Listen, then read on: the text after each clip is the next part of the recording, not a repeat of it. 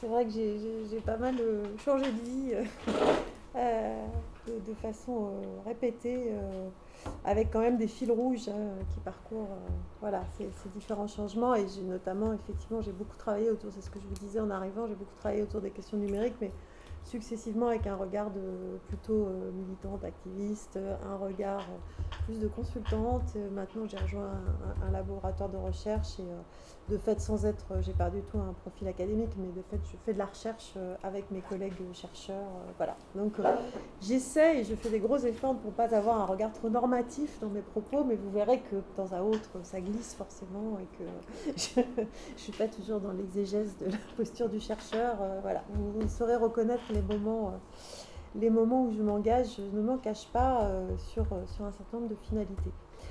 Donc effectivement, alors j'ai compris que vous étiez tous, vous baignez tous dans le numérique, donc j'espère que je ne dirai pas des choses qui sont trop des banalités pour vous, puisque vous fréquentez ces questions-là quand même régulièrement dans le cadre de votre laboratoire.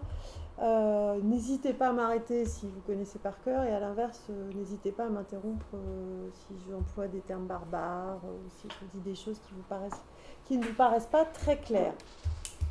Donc ce que je vous propose, peut-être à titre de préalable, c'est de vous dire quelle est ma posture, hein, si je puis dire. Alors je ne référerai pas à Simondon, mais là je vais référer à Walter Benjamin, donc philosophe allemand, et à son livre séminal, le livre des passages, dans lequel, j'imagine vous connaissez tous ça par cœur, mais où il relie l'histoire de la période 1820-1840, au moment où les passages ont été construits, et qui a été un tournant dans l'histoire urbaine de Paris. Et surtout, il insiste beaucoup dans ce livre sur la manière dont les infrastructures, en l'occurrence les passages, sont des lieux d'inscription à la fois des transformations sociales, politiques, mais également des bouleversements de mentalité, de comportement, et aussi des lieux d'inscription d'un certain nombre d'imaginaires, de projections plus politiques, tout en insistant, il insiste notamment sur la dimension, sur le rôle qui est joué par les techniques dans ces transformations. Donc c'est un peu avec ces lunettes-là, si je puis dire, que je vais m'exprimer. Et en essayant de voir quelles sont dans la ville, avant de parler spécifiquement des datas, des données, de regarder, de faire un détour par l'histoire d'un certain nombre d'infrastructures pour revenir ensuite aux données. Alors, si on remonte dans le passé, on s'aperçoit que très tôt dans l'histoire, enfin dans l'histoire, relativement tôt, disons dès la fin du XVIIIe et dans le XIXe siècle, certaines infrastructures vont jouer un rôle absolument considérable dans le façonnement de la ville. Je pense ici, je vais prendre deux exemples, il y en a certainement d'autres, hein, ça n'a évidemment pas une vocation à l'exhaustivité. Je vais prendre ici le rôle de la machine à vapeur qui va structurer bien sûr le développement de la première révolution industrielle et dont la particularité c'est qu'elle ne peut pas être miniaturisée. D'où le fait que son utilisation va amener une concentration des ouvriers dans un même lieu, des mouvements migratoires pour aller autour de ces usines, et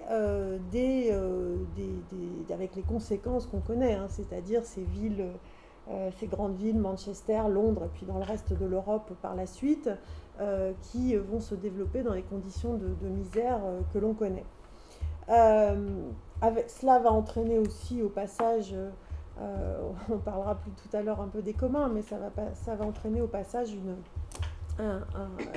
une ouverture pour que les grands propriétaires terriens puissent se réapproprier les terres en commun sur lesquelles les paysans avaient un certain nombre de droits, et ces paysans chassés de ces terres en commun vont, je dirais, nourrir dans un cercle vertueux du point de vue des grands propriétaires, aller dans ces usines autour des machines à vapeur.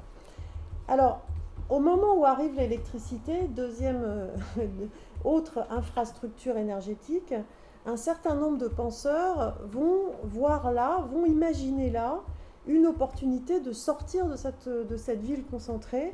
Je pense par exemple à Émile Zola qui, dans son ouvrage Le Travail en 1901, imagine une transformation radicale du travail grâce à des ateliers qui seront propres, silencieux, clairs, enfin l'antithèse de ce qui se faisait avec la machine à vapeur. Mais on peut citer également Pierre Kropotkin, l'anarchiste russe, qui voit dans l'électricité une opportunité pour réaliser son rêve de commune autonome, autogérée, autosuffisante. Vous voyez, des termes qui peuvent faire écho à des choses qu'on entend aujourd'hui. Donc on va avoir cette espèce de schéma binaire avec d'un côté la ville concentrée, de l'autre la ville distribuée, imaginée autour d'une autre infrastructure énergétique. Alors on sait ce qu'il en advint, hein, on sait que l'histoire n'a pas vraiment donné corps à ses rêves et que finalement autour des grands réseaux et des usines, je pense réseau, chemin de fer, télégraphe, téléphone, électricité, finalement ce sont les États et les grandes entreprises qui vont accroître leur pouvoir de gestion et de contrôle, et bien loin du rêve anarchiste ou libertarien, anarchiste plutôt, pardon, on arrive au contraire à des structures plutôt très concentrées dont je dirais l'usine nucléaire est un peu la figure emblématique. Alors, deuxième exemple d'infrastructure, mais vous connaissez ça très bien également, j'imagine, qui va jouer un rôle considérable dans la manière dont la ville sera façonnée, c'est la voiture. Et là, je pense particulièrement au rôle qu'a joué la voiture aux États-Unis. Je vous ai mis ici une illustration qui est assez amusante. C'est tiré du catalogue que vous pouvez trouver, il est librement disponible sur le web, du catalogue constitué par General Motors pour l'exposition universelle de 1939, dans laquelle on est avant Robert Mose, la New York refaçonnée, etc. Hein, on est en 39, on est juste avant, et on voit... Ah, j'ai dû bouger quelque chose, non? Je sens que ça s'éteint. Ah, le vidéoproche a décidé de s'arrêter. Je sais pas si on peut faire quelque chose. Je sais pas, une très mauvaise nuit, non? Je sais pas si on peut voir. Quels sont les boutons? La connexion HDMI est débranchée, c'est normal. Ça c'est normal, oui, elle l'était. Avec la lumière, je vois encore moins. Tu as eu à voir les icônes. Là, il faut peut-être rappuyer. Oui, appuyer, mais sur lequel, c'est ça, j'arrive pas à voir les icônes. À gauche, le rond. Il y en a un qui clignotait, c'était celui qui est le plus par là. Il reprend vie, apparemment.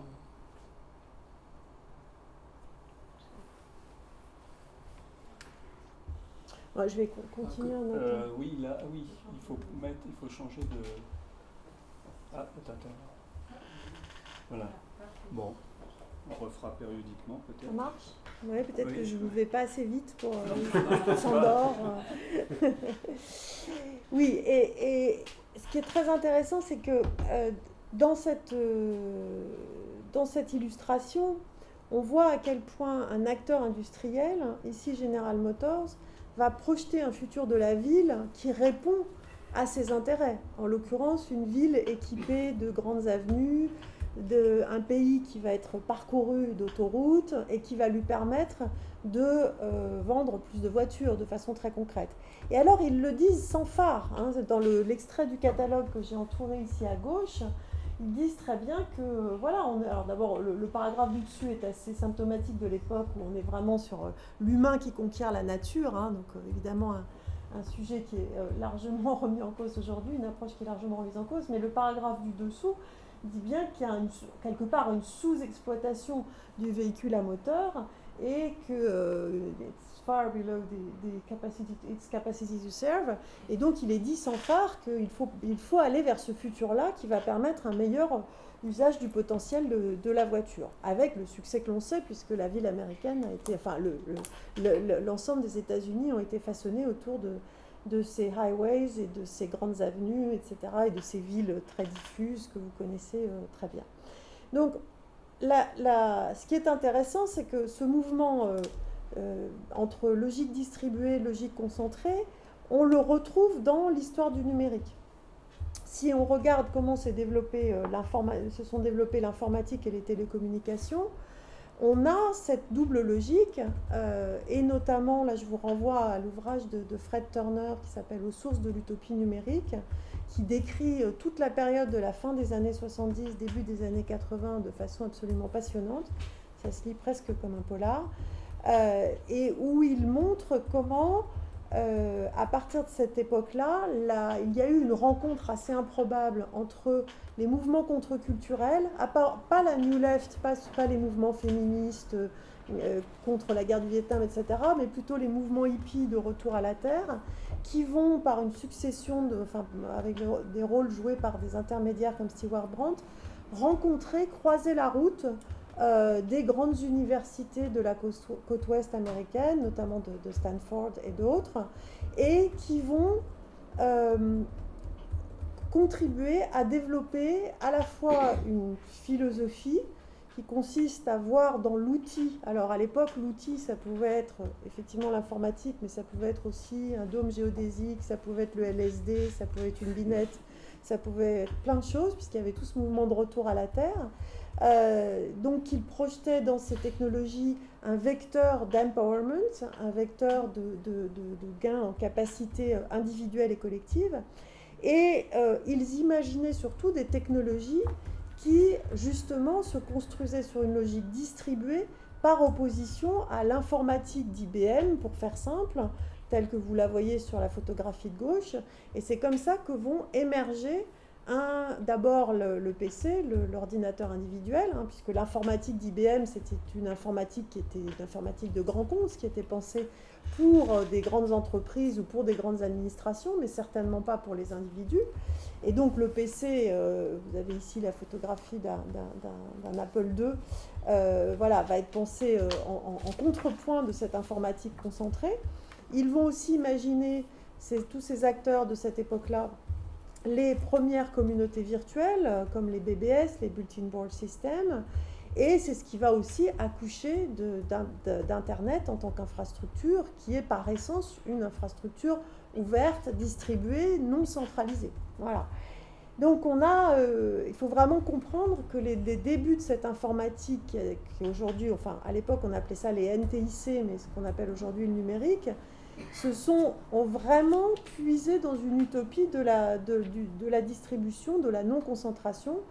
Et un texte qui est plus tardif, mais qui date de 1996 et qui raconte très très bien ça, c'est la déclaration d'indépendance du cyberespace de John Perry Barlow, l'artiste militant, dans lequel il voit dans la technologie, dans les cybertechnologies, le levier pour s'affranchir à la fois des grands acteurs que sont les télécommunications à l'époque, qui sont hyper concentrés, mais surtout de s'affranchir de l'État. Donc ce sont des utopies qui sont aussi très libertariennes, il faut en avoir vraiment conscience. Et c'est aussi pour ça que Internet va se construire autour de protocoles ouverts, que sont à la fois Internet et le web, Internet en tant qu'infrastructure et web superstructure, si je puis dire, qui sont l'un comme l'autre construits autour de protocoles ouverts, qui vont garantir cette logique distribuée que j'évoquais à l'instant. Alors là encore, c'est un peu comme l'histoire de la machine à vapeur et de l'électricité. Qu'en est-il advenu? Mais vous le savez bien, aujourd'hui, nous sommes à nouveau sur un mouvement de concentration, à la fois concentration des infrastructures physiques, parce qu'on nous parle beaucoup de cloud, mais vous savez mieux que moi que le cloud est tout sauf un nuage. Ce sont des fermes de serveurs hautement consommatrices en énergie et qui ont des impacts sur les territoires absolument énormes, notamment par leur facture énergétique, mais pas que.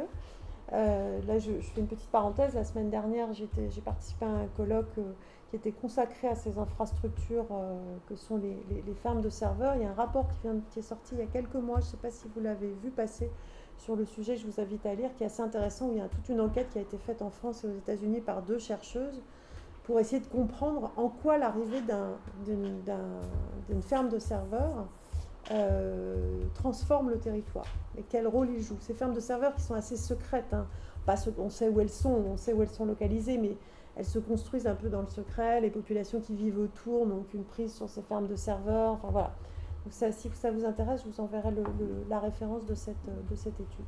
Donc, pour revenir à mon propos, une concentration des infrastructures physiques et une concentration des services autour des GAFA, comme on les appelle en France, mais également de leurs homologues chinois, que sont Tencent, Baidu, Alibaba et Xiaomi. Je ne m'étends pas sur le sujet, je pense que vous connaissez ça par cœur, mais ce qui est intéressant, c'est de voir qu'on a à nouveau une espèce de... toute chose égale par ailleurs, une forme de répétition de l'histoire, où l'utopie distribuée et décentralisée, finalement, se heurte sur les logiques de centralisation et de monopole, sachant que ces acteurs ont su se construire en bénéficiant des vertus d'un système distribué et ouvert. C'est vraiment je dirais quelque part leur génie, c'est d'avoir su utiliser ces ressources pour ensuite refermer en s'appuyant sur les spécificités de l'économie numérique, sur lesquelles je ne m'étends pas maintenant, mais dont on pourra parler si vous le souhaitez. Alors, c'est pas inutile à ce moment-là. Oui, bien sûr. D'indiquer que cette concentration dans ces centres de données ne répond à aucun impératif, à aucune logique technique. Ah, tout à fait. Non, c'est pas bien, c'est une affirmation. Oui, tout à fait. Là, on a eu ici un exposé il y a un an. C'est des gens qui sont venus qui vendent le système Carnot.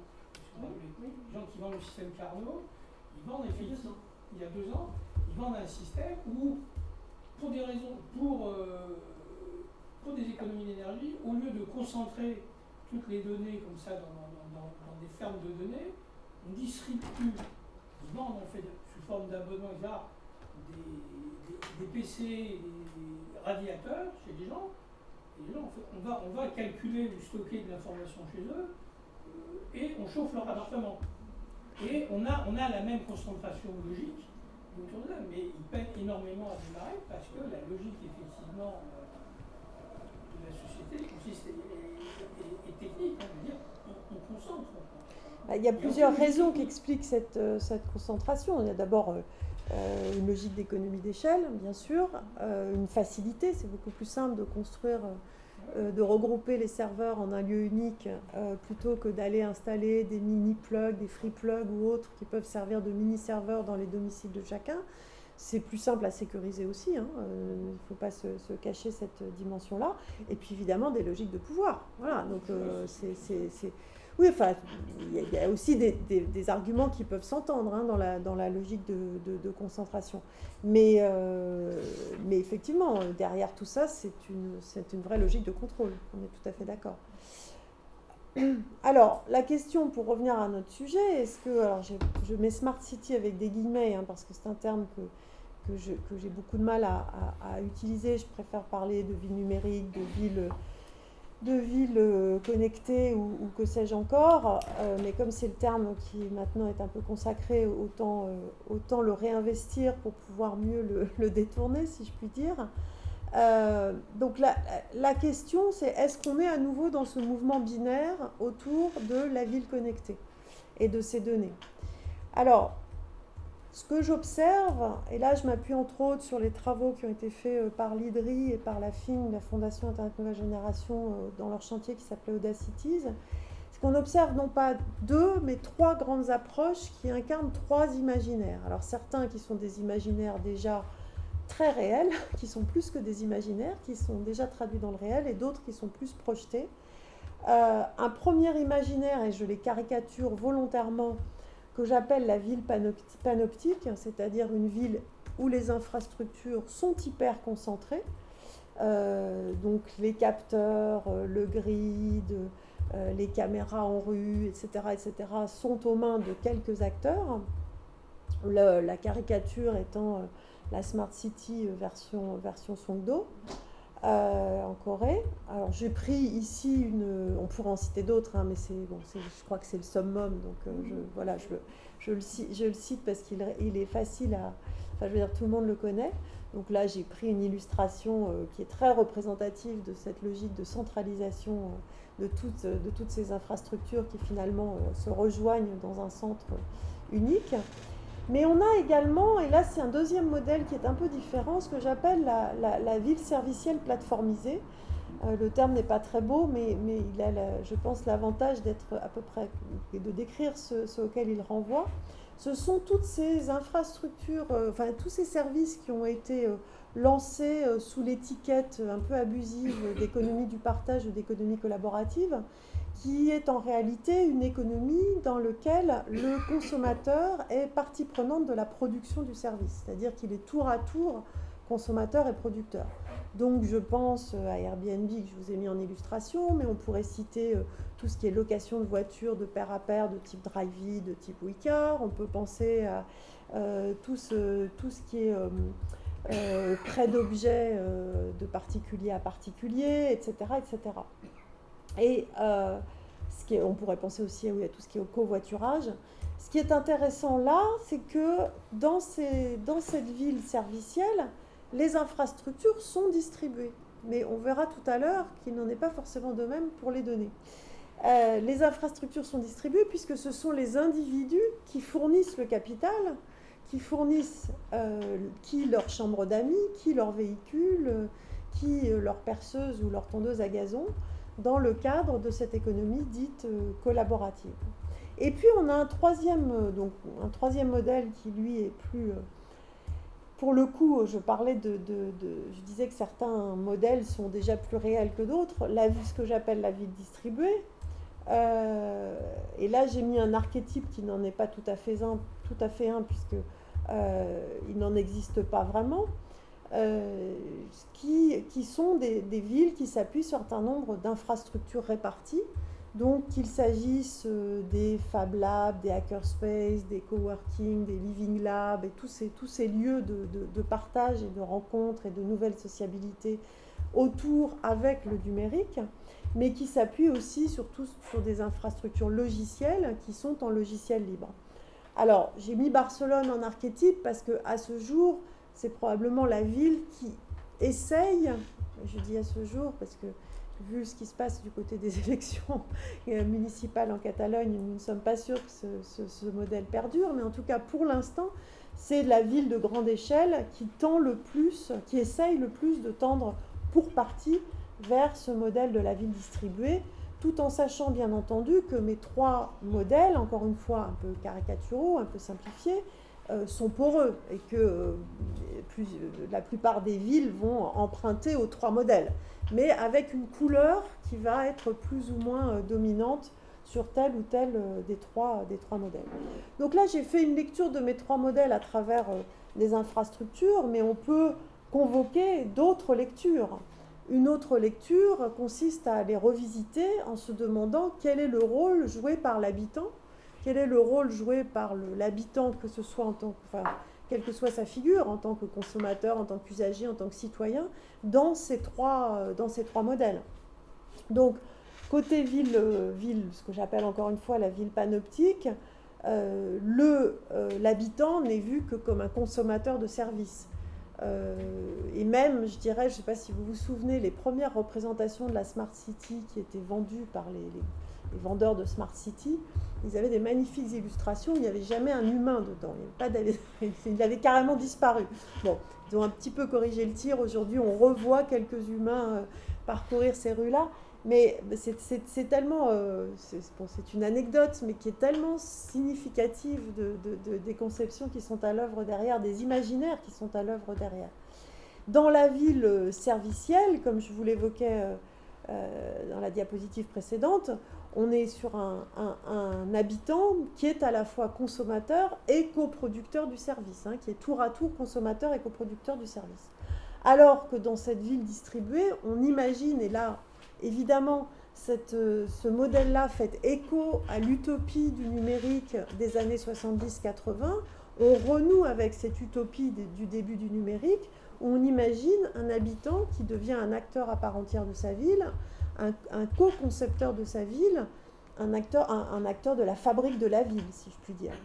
Une autre grille de lecture consiste à s'interroger sur le rôle de l'acteur public dans ces trois approches de la ville connectée.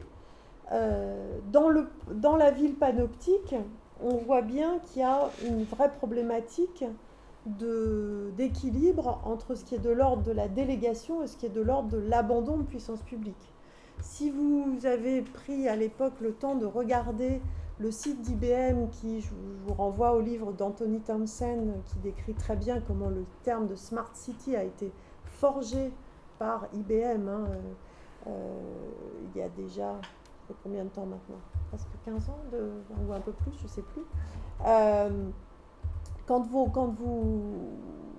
regardez l'ancien site d'IBM qui s'appelait Smarter City, donc c'était pas la ville intelligente, c'est la ville plus intelligente, trop intelligente, comme diraient les ados. Et dans cette ville, IBM faisait un bouquet d'offres de services qui reprenait une à une tous les services publics historiques. Enseignement, mobilité, transport, etc., etc. Donc c'était vraiment, mais il ne s'en cachait pas, un outil de conquête des services publics et de privatisation des services publics. Donc aujourd'hui, IBM s'est en partie retiré de ses ambitions sur la Smart City. Ça lui a permis quand même au passage d'apprendre un certain nombre de choses qui nourrissent ses offres. Ce qui est intéressant, c'est de voir qu'il y a un certain nombre de villes qui se rebellent face à cette figure-là. Par exemple, Montpellier qui a coupé ses contrats avec IBM, Rio qui était un peu là aussi un archétype de la ville panoptique qui a également fait demi-tour dans son approche, au moins pour partie. Donc là, on a une vraie tension sur quelle est la place de l'acteur public et évidemment au cœur de tout ça, ce qu'on appelle les PPP, les partenariats publics-privés, qui sont la traduction de cette forme de privatisation de la ville. Du côté de la ville servicielle, on voit que l'acteur public intervient a posteriori, c'est-à-dire qu'il s'est fait un peu prendre par surprise, si je puis dire, par toutes ces plateformes d'économie collaborative qui au départ ont plutôt été vues d'un très bon œil. Je dirais que les villes les ont accompagnés dans un premier temps parce qu'ils y voyaient des services dont eux n'étaient pas nécessairement en capacité, enfin qu'eux n'étaient pas en capacité de fournir, et qui avaient aussi le mérite peut-être de secouer un certain nombre d'acteurs historiques qui, passez-moi l'expression, dormaient sur leur modèle économique et leur laurier. Et puis les acteurs publics, tout à coup, se sont réveillés en se rendant compte que tout cela avait des impacts sur le territoire, d'où qui pouvaient être très négatifs, des impacts sur le modèle social, notamment alors, tous les phénomènes d'ubérisation sur lesquels je ne reviens pas, mais d'où des interventions a posteriori. On voit les villes, la mairie de Paris qui interdit la location plus de 3 mois d'un Airbnb, etc., etc. Et puis du côté de la ville distribuée, un acteur public qui est pris un peu en tension entre l'idée de faciliter cette ville distribuée, de laisser les acteurs du territoire produire de la ville distribuée, mais qui en même temps, parce qu'il est historiquement l'acteur public dans une culture du faire, notamment en France, où on a un acteur municipal qui a des pouvoirs extrêmement concentrés, qui est plutôt... qui au mieux est plutôt dans une culture de la facilitation, mais de l'initiation, pardon, et qui veut garder en quelque sorte cette ville distribuée sous son contrôle. Alors voilà 2 autres grilles de lecture, et maintenant j'en viens au cœur de notre sujet, c'est quelle grille de lecture si on revisite tout cela avec au prisme des données. Alors première question, de quelles données parlons-nous ? Aujourd'hui, je pense qu'il faut distinguer trois ensembles de données en fonction de leur source, en fonction de l'acteur qui en est le producteur. Et on a tendance dans les discours, tout ce qu'on entend autour des big data, nouvel or noir, pétrole du 21e siècle, etc., toutes ces expressions dont on a rabâché les oreilles depuis une décennie, il y a une espèce de mélange de toutes ces données qui fait qu'on a du mal à les penser. On a du mal à comprendre à la fois leur potentiel, mais aussi leurs usages, mais aussi leurs valeurs, mais aussi leur trajectoire, et à comprendre la vie des données, parce que ces données ont une vie. elles ne sont pas arrêtées, figées dans le temps, elles ont des véritables parcours que je vous montrerai dans un instant. Alors, quant à moi, j'en distingue 3 ensembles. D'abord, ce que j'appelle les données en propre d'une organisation, qu'elles soient privées ou publiques, c'est-à-dire des données qui ont été soit fabriquées, soit collectées par un acteur et qui sont le fruit de son investissement. Donc c'est le catalogue de la Redoute, voilà, ce sont des données qui appartiennent à la Redoute ou la carte des emplacements de magasins, la carte d'une ville des emplacements de vélos partagés, enfin la base de données des emplacements des vélos partagés, les points de collecte du verre dans la ville, tout ça sont des bases de données qui, en l'occurrence, vont selon les cas être à la main soit d'un acteur public, soit d'un acteur privé. Dans certains cas, il y a débat, il peut y avoir tension d'ailleurs, j'y reviendrai dans un instant, mais en tout état de cause, ce sont des données à la main des acteurs producteurs. Et puis, il y a ce que j'appelle les données coproduites, c'est-à-dire des données coproduites à la fois par l'acteur marchand ou non marchand, enfin, ou le service public, et l'usager, l'utilisateur. C'est-à-dire que ces données n'existeraient pas sans l'un et l'autre, et on a tendance à l'oublier. C'est-à-dire que les acteurs qui sont ce qu'on appelle les responsables de traitement juridiquement, qui ont les bases de données sous leur responsabilité, ont tendance à considérer que ces données sont leurs données, comme s'ils en étaient les seuls auteurs, alors qu'en réalité, ces données sont vraiment le fruit d'une coproduction. Donc ça peut être les usages de location de voitures de particulier à particulier, enfin les exemples que je vous ai mis à l'écran, mais on pourrait en trouver plein d'autres, hein. Les passages avec mon pass Navigo à l'entrée du métro, évidemment toutes mes traces sur le web, etc., etc. Mais aussi les caméras de vidéosurveillance. Enfin, je dirais que c'est aujourd'hui, dans l'équilibre entre ces deux ensembles, la part qui croît le plus vite, évidemment, puisque c'est là que les usages se développent de plus en plus, que de nouveaux services se lancent à chaque fois et que les données se multiplient. Et puis enfin, un troisième ensemble que j'appelle les données ascendantes, qui sont cette fois-ci produites par les utilisateurs, mais en dehors d'un service marchand. Alors ça ne veut pas dire qu'il n'y a pas... elles ne se produisent pas hors sol, elles se produisent dans un cadre, que ce soit sur un site web ou que ce soit... elles sont partagées à travers un service, mais qui est un service non marchand. Et là, je pense évidemment à toutes les cartes contributives je pense à la base de données OpenStreetMap. Je crois que vous avez eu un séminaire sur le sujet déjà, hein, si je me trompe, je crois, sur OpenStreetMap. Oui, voilà. Donc voilà, je pense évidemment à toutes ces cartes contributives.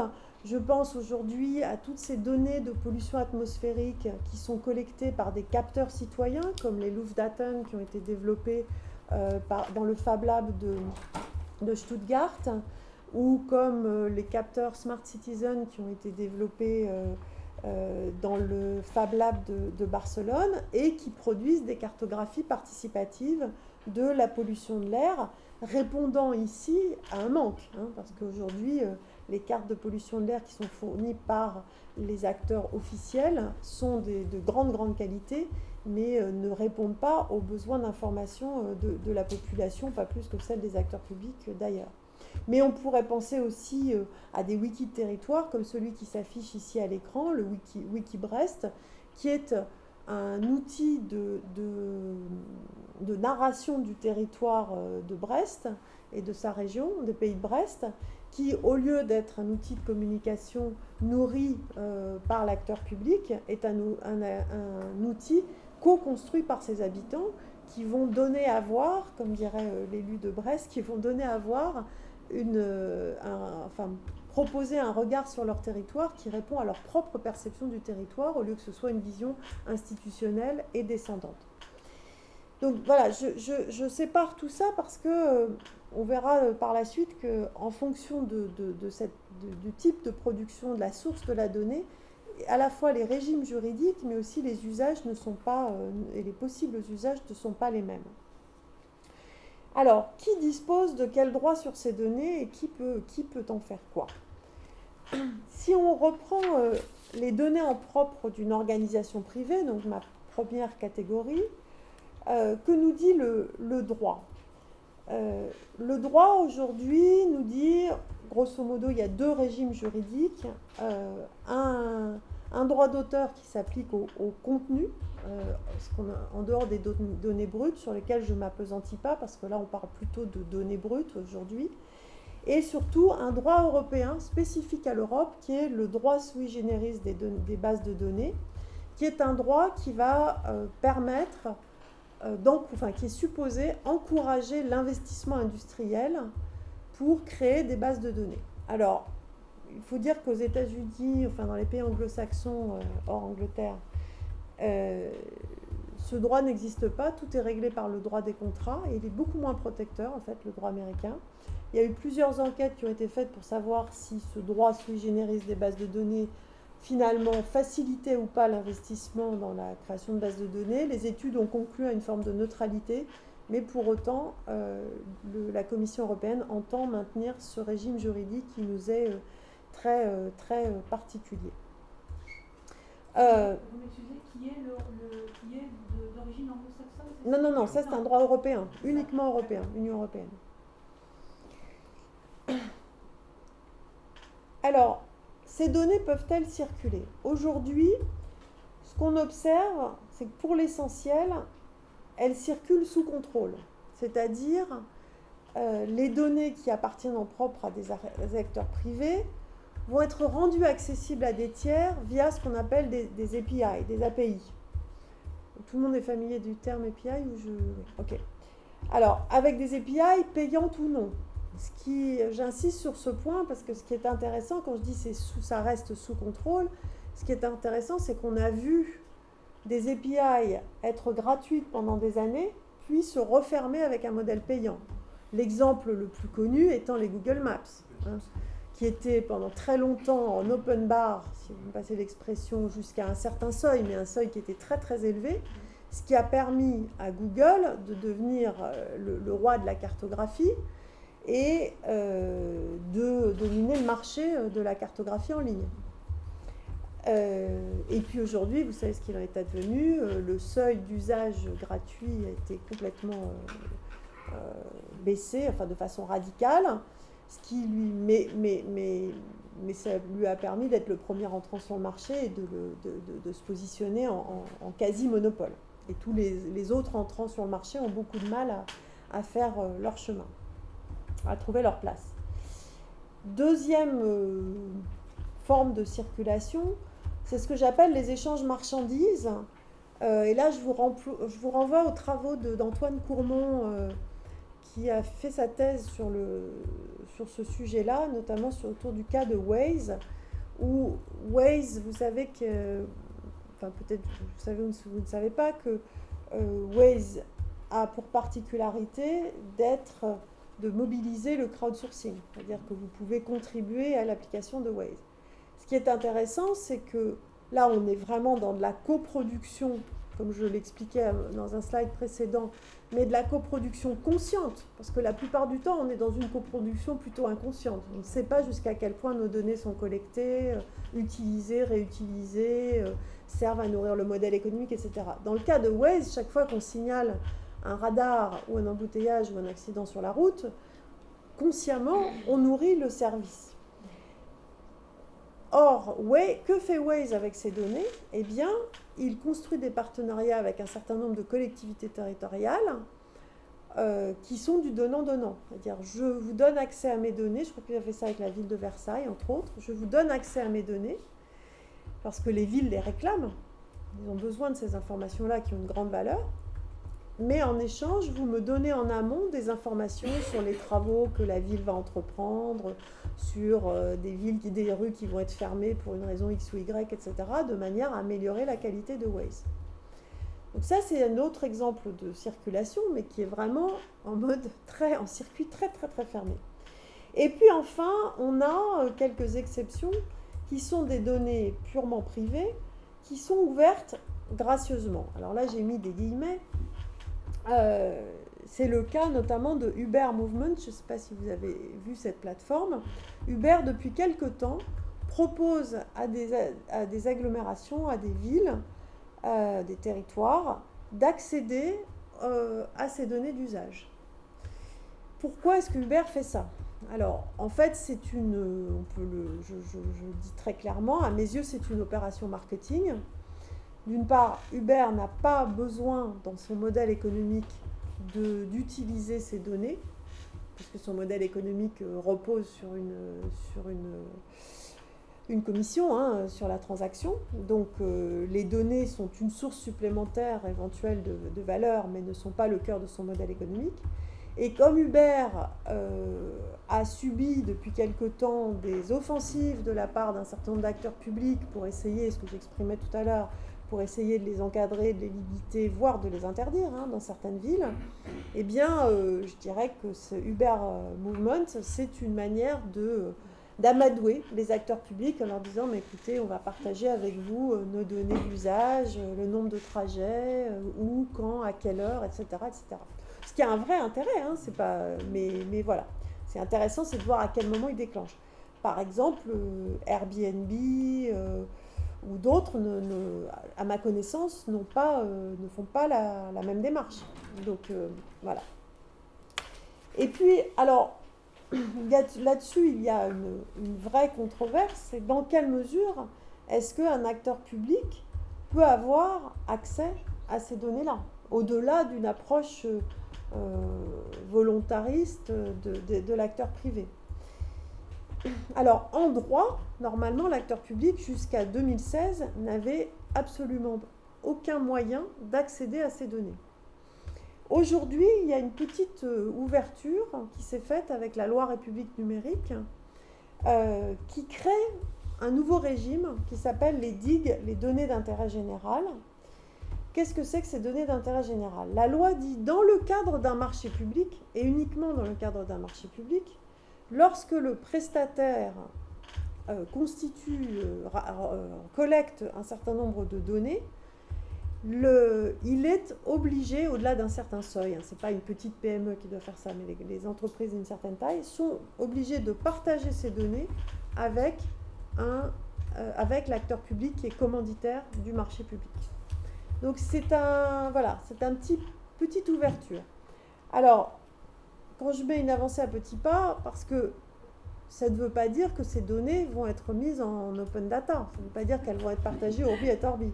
Mais à tout le moins, l'acteur public déjà peut accéder à ces données, ce qui est quand même un changement assez important. Moi, j'ai vu des cas dans le passé de mairies qui pleuraient en disant je réclame des données à mon prestataire qui sont indispensables pour comprendre les usages qui sont faits de tel ou tel service et je ne les obtiens pas. Ou je les obtiens sous forme d'un PDF verrouillé, non utilisable. Je suis obligée de tout ressaisir à la main pour pouvoir faire tourner ces données et les croiser avec mes propres informations. Par exemple, les déchets, est-ce qu'il y a quelque chose là-dessus auprès d'un prestataire comme Veolia, par exemple? Alors, je ne connais pas, je ne sais pas ce qui se passe sur cet exemple-là, si des villes ont déjà réclamé ce genre de données à Veolia, je l'ignore, mais c'est le genre de données qui pourrait être demandé. Historiquement, mais là c'est un acteur public, privé, particulier, depuis très longtemps, EDF qui transmet aux communes ou au feu des immeubles, etc., des fichiers de consommation EDF qui nous permettent de suivre la vacance dans le logement. Ça se fait depuis. Alors effectivement, il y a eu un gros débat autour des compteurs Linky. Alors les compteurs Linky, c'est un petit peu plus particulier parce qu'on n'est pas dans le cadre des données en propre, c'est-à-dire qu'on est déjà dans des données coproduites par les usages de l'électricité. Donc on bascule dans un autre régime. Mais effectivement, c'est un très bon exemple, l'électricité. C'est-à-dire qu'au départ, EDF pensait garder l'intégralité des données de Linky pour son propre usage, pour sa propre finalité. Et donc, ça a été une grande bataille pour que, entre autres, ces données puissent être restituées à l'utilisateur. Alors avec aujourd'hui une obligation notamment d'équipement sous forme de tablettes de visualisation pour les foyers les plus désargentés, si je puis dire, plus précaires, et aucune obligation pour les autres foyers. Charge au foyer de s'équiper de l'outil qui permet de lire ces données. Mais voilà. Et puis un partage avec l'acteur public. Il peut quand même y avoir aussi un effet pervers dans cette transmission rétro-transmission du prestataire privé à l'endroit de la collectivité locale qui est commanditaire de l'affaire. C'est un effet de contrôle à l'envers sur les utilisateurs citoyens, si on peut dire, non? Alors, effectivement, là on revient sur l'autre catégorie de données. Tout dépend de la manière dont ces données sont partagées, avec quel degré d'agrégation et quel processus de pseudonymisation ou d'anonymisation. Je vais y venir tout à l'heure. Mais effectivement, c'est une question absolument essentielle. Ah oui, pardon. J'ai oublié de parler des... Non, je me trompe de... Oui, j'en viens maintenant aux acteurs publics. Donc là, dans le cadre des acteurs publics, vous savez qu'il y a eu différentes lois qui se sont succédées. La loi Walter en 2015, puis la loi NOTRe toujours la même année, puis la loi République numérique, qui ont installé de façon un peu pérenne dans le paysage français l'open data, l'ouverture des données publiques des collectivités territoriales. Donc aujourd'hui, toutes les communes de plus de 3500 habitants sont supposées mettre en open data l'ensemble des données qu'ils collectent dans l'exercice de leur mission de service public. Aujourd'hui, il y a des régimes de partage de ces données qui sont variables, avec grosso modo 2 grandes licences qui encadrent cette circulation. Soit la licence libre, qui est une licence qui a été élaborée par Etalab. Tout le monde connaît Etalab, ou je rappelle ce que c'est. Donc Etalab, c'est une structure qui avait été créée sous la présidence de Nicolas Sarkozy, mais à la fin de son mandat, qui a été prolongée, amplifiée sous la présidence de François Hollande et qui continue aujourd'hui à exister, et qui est en charge d'encourager l'ouverture des données publiques. Et Etalab a conçu une licence pour mettre en circulation les données publiques, qui est une licence extrêmement libérale. C'est-à-dire que quand vous réutilisez ces données mises en open data, il vous suffit de mentionner la source. C'est-à-dire, si on prend l'équivalence sur un logiciel libre, dont vous êtes peut-être plus familier, c'est le BY, quoi. C'est l'octorialité, en fait, de la base de données, des données. Mais il existe une autre licence il en existe plusieurs autres, mais je mentionne les principales, utilisées par les municipalités, qui est la licence ODBL, qui a été inventée par l'Open Knowledge Foundation, qui est un acteur à but non lucratif né en Angleterre, qui est une licence plus proche du logiciel libre dans l'esprit, parce qu'il prévoit le partage à l'identique. C'est-à-dire que vous ne pouvez pas utiliser de l'open data, des données ouvertes provenant d'une ville, et les réenfermer dans un service qui, lui, serait vendu, avec des données qui seraient réencloses, si je puis dire. Donc, les villes oscillent les différentes villes oscillent entre les différentes licences, certaines préférant faire le choix de l'ODBL, qui est plus protectrice, mais qui en même temps freine un peu les réutilisations. Disons que le premier modèle, la licence libre, est un modèle qui est très, favorable aux entreprises qui veulent réutiliser ces données. Le deuxième est plus un régime d'équilibre dans l'esprit du logiciel libre. Alors, dans la pratique, où en est-on ? On a quelques villes qui ont, dès 2010, été vraiment des précurseurs en matière d'open data. Je pense à la ville de Rennes, la ville de Paris, mais on pourrait en citer d'autres. Il y avait aussi des départements, ce ne sont pas que des villes. Dans la pratique, c'est un mouvement qui est très difficile pour pas mal de raisons. À la fois des raisons techniques, c'est-à-dire que les données ont été collectées par les villes pour une certaine finalité, mesurer la quantité de déchets ramassés par mes bennes à ordures. Et elles n'ont pas été pensées dans un format interopérable qui permette le partage. Donc, leur mise à disposition demande un investissement de nettoyage, de sémantisation, voilà, de retrouver des ontologies communes qui vont permettre leur réutilisation. Et ça, c'est relativement simple quand on crée aujourd'hui une base de données, parce qu'on peut tout de suite la penser dans cette perspective de la circulation de la donnée, mais toutes les bases historiques de la ville, les remettre à niveau, c'est un travail considérable.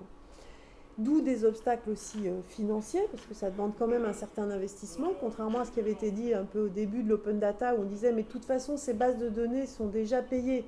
Et c'est vrai qu'elles étaient déjà payées sur les impôts. Hein, c'était une des grands leitmotivs des militants de l'open data en Angleterre vers 2008-2009, où il y avait eu cette une du Guardian qui disait give us back comment c'était la formule, give us back the royal jury, c'est-à-dire rendez-nous les joyaux de la couronne, avec comme argumentaire toutes ces données qui ont déjà été financées par nos impôts, arrêtez de les garder comme un trésor de guerre, comme la cassette d'Harpagon, et partagez-les puisque c'est financé avec notre argent, avec l'argent public. Bon, en réalité, ce qu'on observe, c'est qu'effectivement, il y a un investissement initial qui a déjà été fait. Pour autant, le passage en données de qualité interopérable a un coût qui n'est pas négligeable. Et puis, évidemment, il y a des obstacles culturels qui sont liés au fait que, jusqu'à très récemment, les responsables de bases de données dans les collectivités territoriales, eux aussi, il n'y a pas que les acteurs privés, vivaient ça comme leurs données. Et donc, le passage à une culture du partage de la donnée est très déstabilisant pour les services qui ont eu l'habitude de faire ça dans leur coin. Alors, on a plusieurs profils. Hein. Moi, j'ai vu quand j'avais fait une enquête sur l'open data en Angleterre en 2010, j'avais vu des fonctionnaires qui me disaient « je contourne ma hiérarchie » parce qu'évidemment, ils refusent l'open data pour aller directement à l'équivalent anglais des TALAB, hein, donc l'administration centrale qui s'occupait de l'open data, pour leur dire hey, « là, j'ai un petit trésor de données, est-ce que vous ne pouvez pas les réclamer à ma hiérarchie ?» Voilà, donc c'était intéressant. Là, je vous parle de 2010, mais on continue d'avoir ce phénomène de frein culturel. Et quelque part, on retouche aux questions du pouvoir, alors qu'il se manifeste autrement, parce que c'est pas une question c'est pas le business de l'entreprise privée. Mais pour les services, ces données, ça reste un peu leur propriété. Bon, ça bouge, hein, tout ça bouge de plus en plus. Hein, il y a un mouvement qui s'accélère. Mais comment ? De toute façon, c'est une tendance culturelle lourde dans les services. J'ai eu à batailler là-dessus pendant longtemps. Les services municipaux invoquant le secret fiscal, la CNIL, etc., pour refuser de donner tel ou tel fichier qui normalement était public. Et pour le donner à des services publics. La Direction générale des impôts, enfin les services du domaine, ont à un moment fait des batailles de fou au moment de mettre en place les CIG, jusqu'au dernier moment, jusqu'à invoquer le droit d'auteur sur le dessin du cadastre pour ne pas donner les plans du cadastre. Ils avaient sorti un texte qui remontait au 19e siècle pour dire si, le dessin des plans cadastraux, on ne peut pas les scanner comme ça, il y a un droit d'auteur. Et ça, c'était des services publics contre les services publics. Quand il s'agit de donner ça sur la place publique à tout un chacun, on saute un peu plus sur de la confidentialité, beaucoup, non ? Oui, mais je crois que ça va au-delà de la confidentialité. C'est ce que vous décrivez est très juste. Et ce dont on s'est aperçu, c'est que les premiers bénéficiaires de l'open data, c'était non pas, comme on le pensait, les citoyens qui allaient enfin avoir accès à des données transparentes ou les entreprises qui allaient enfin pouvoir innover grâce aux données ouvertes, mais c'était les autres services publics. C'est exactement ce que vous racontez.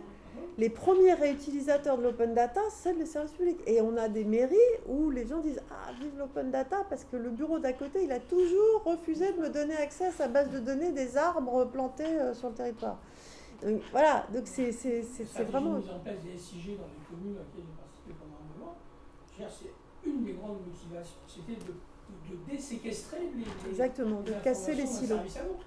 Exactement, de casser les silos.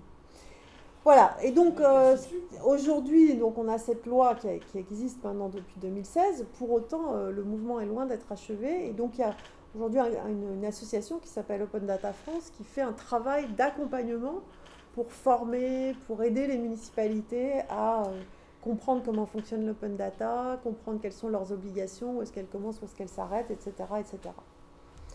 Et des controverses qui subsistent, c'est-à-dire que dans les résistances, certaines collectivités territoriales disent « mais si j'ouvre mes données, c'est Google qui va mettre la main dessus ». C'est un discours qu'on entend à répétition, qui n'est pas complètement faux. C'est-à-dire qu'on voit bien que un certain nombre d'acteurs pure players du web ont une capacité à réutiliser ces données bien plus forte que des petites entreprises. D'où l'importance du choix de la licence que je mentionnais tout à l'heure. C'est-à-dire que si on choisit une licence avec une réutilisation à l'identique, ça freine les appétits de ceux qui vont, comme ils l'ont fait déjà historiquement, se nourrir de ces logiques distribuées et ouvertes pour ensuite refermer dans leur silo à eux, si je puis dire. J'ai cru comprendre, alors peut-être me suis-je trompée, mais que quand on va sur Google pour faire un projet de transport, enfin de trajet. Google Maps pour faire un itinéraire. Oui, pour faire un itinéraire. Sur Paris, c'est très peu performant, ou ça l'était, parce que la RATP a résisté très longtemps à enfiler ces données. Ah ben, tout à fait. Par rapport à d'autres régions du monde non, il n'y a pas que la RATP en fait. Et en ce moment, je m'apprêtais à en parler, mais il y a une loi qui est en train d'être passée pour lever cet obstacle.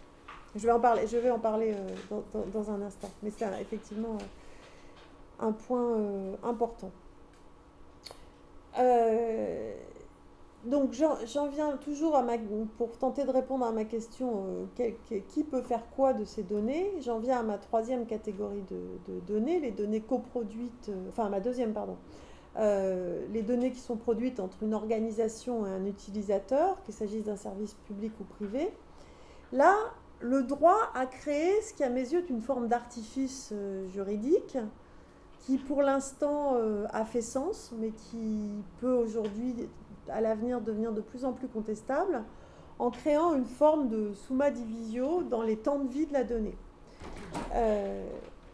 Le droit considère que, dans un premier temps, on est sur de la donnée personnelle, puisque voilà, ma trace, mon usage de mon pass Navigo, mon usage de mon compteur Linky, etc., etc. À partir du moment où j'ai participé à coproduire cette information, on est sur de la donnée personnelle, puisqu'elle est rattachable à un individu, soit parce qu'elle est nominativement identifiée, on sait que c'est monsieur ou madame machin qui a coproduit cette donnée, soit parce qu'elle est identifiante, c'est ce que nous dit la loi informatique et liberté, le RGPD, c'est-à-dire que même si on ne sait pas que c'est monsieur ou madame avec un nom désigné, pour autant, on peut retrouver la personne.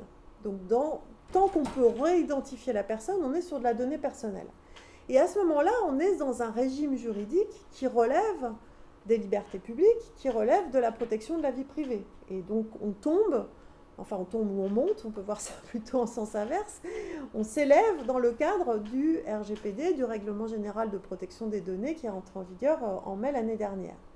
Avec, pour pouvoir les réutiliser, aujourd'hui différentes bases légales, les deux grandes bases légales étant soit le consentement, c'est-à-dire que la personne coproductrice de la donnée accepte que l'entreprise réutilise cette donnée pour son service, pour la commercialiser indirectement sous forme de publicité, pour que sais-je encore, première base légale, soit autre possibilité, dans certains cas quand le consentement n'est pas opérable, ça peut être sur la base de l'intérêt légitime du responsable de traitement, mais à ce moment-là, s'il convoque l'intérêt légitime comme base légale, il doit assortir cet usage de droits renforcés pour la personne. C'est-à-dire qu'il faut que la personne puisse accéder à ces données beaucoup plus facilement, les effacer, s'y opposer, etc. etc.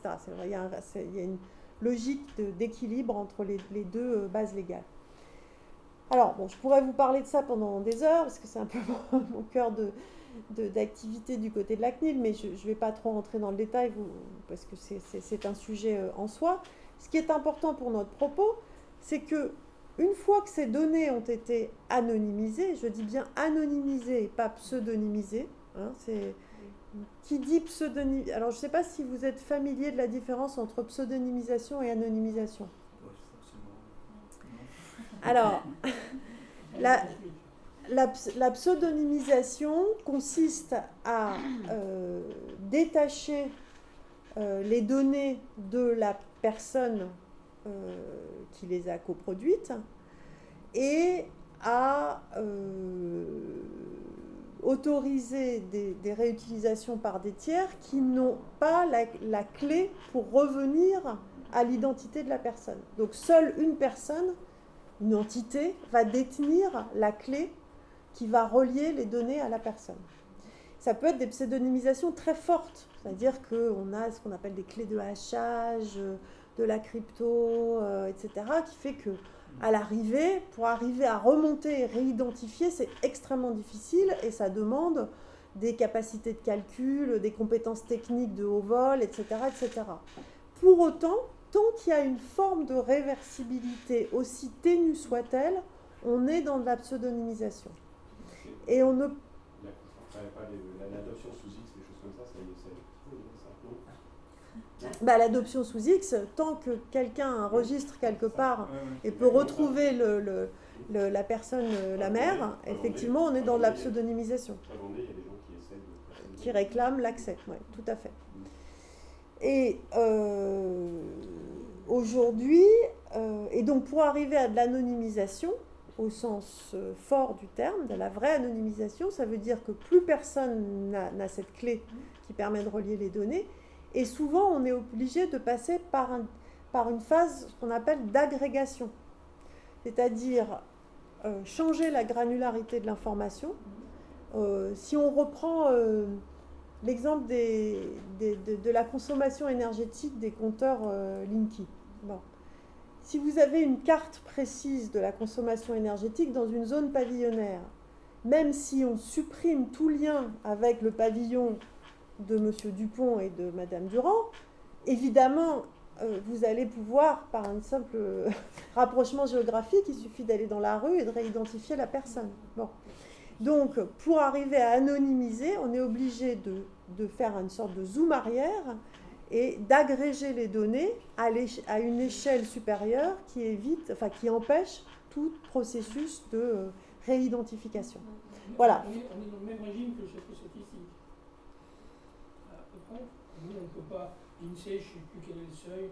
Oui, c'est ça, oui. En dessous de 50. Exactement. C'est exactement ça. Tout à fait. Je ne sais plus si c'est 50.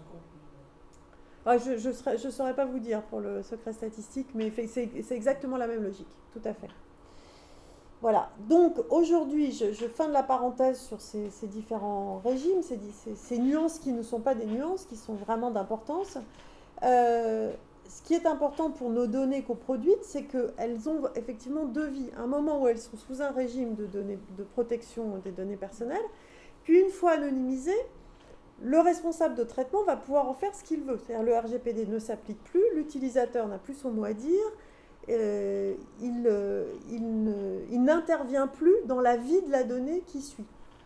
Et aujourd'hui, par exemple, il y a une directive ou un règlement, une directive qui vient d'être adoptée, une directive européenne qui vient d'être adoptée qui encourage la circulation des données à l'intérieur de l'Union européenne et qui embarque dans le champ concerné, dans le champ d'application de la directive, des données personnelles qui ont été anonymisées.